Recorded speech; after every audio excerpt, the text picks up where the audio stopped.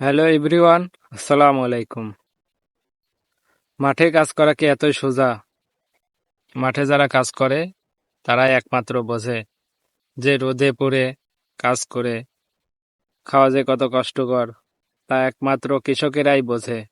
যারা কৃষক আছেন তারাই একমাত্র বুঝবেন যে রোদে কাজ করে পুড়ে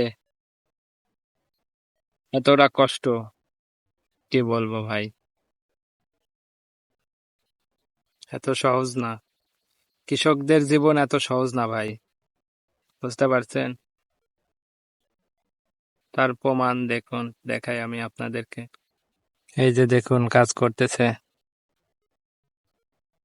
আমি এই যে গম কেটে মানে কাটা শেষ, বোঝা বেঁধে নিয়ে যাচ্ছে কামলারা, মাথায় তুলে দিচ্ছি আমি। এই যে দেখুন, প্রায় 35 ডিগ্রি সেলসিয়াস আজকে রোদ। দেখুন কাজ করতেছে। ওই যে দেখেন ওই পাশে চাষবাস করা হচ্ছে। রসুনের সিজন ছিল, রসুন প্রায় সব উঠে গেছে জমি থেকে। এখন কিছুটা গম আছে, এই যে দেখাচ্ছি আপনাদেরকে।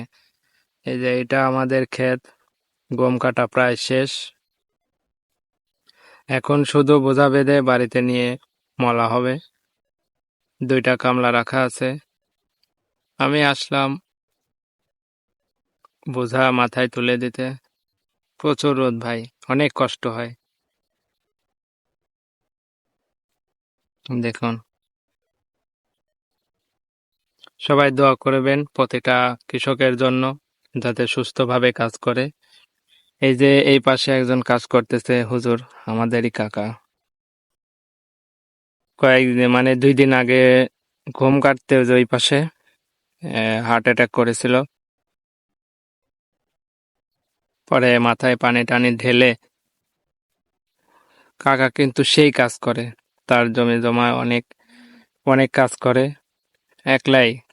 এই যে এই পাশে গম ছিল, হয়তো 3-4 কাঠা হবে একলাই কেটে ওই যে চাউলের সাথে কাজ করতেছে।